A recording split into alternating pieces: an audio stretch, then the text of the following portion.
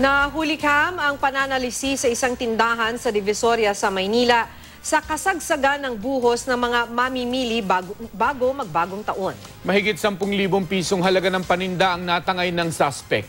Makibalita tayo kay Mav Gonzales.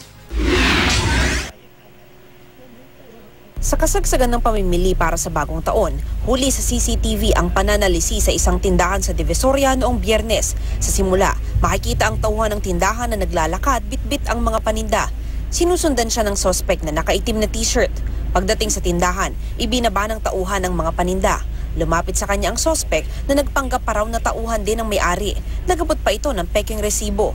Mula sa labas hanggang sa loob na sundan siya. Tapos, kunyari nakipag-usap siya na connected siya doon sa may-ari. Binigyan niya pa yung resibo.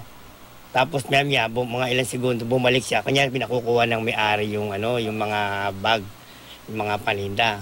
Matapos ang sandaling pag-uusap, hinakot na ng suspect ang mga paninda. Natangay ang mahigit 10,000 pisong halaga ng mga panindang pitaka.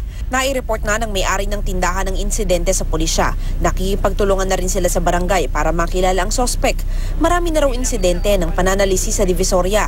Kaya payo ng barangay sa mga may-ari ng tindahan. Para ma-identify, talagang kailangan may ID sila o kaya naka-uniform sila. Kasi magugulat ka na lang, biglang papasok sa eksena yung mga salisi. Makikipag-usap Kala tuloy ng mga buyer. Minsan may iba, 100,000 pa na nagbigay na yung pera. Biglang magugulat na lang. Binigay ko sa boy mo yung pera. Sinong boy ko? Wala namang ibang boy. Ito. Mav Gonzales, GMA News.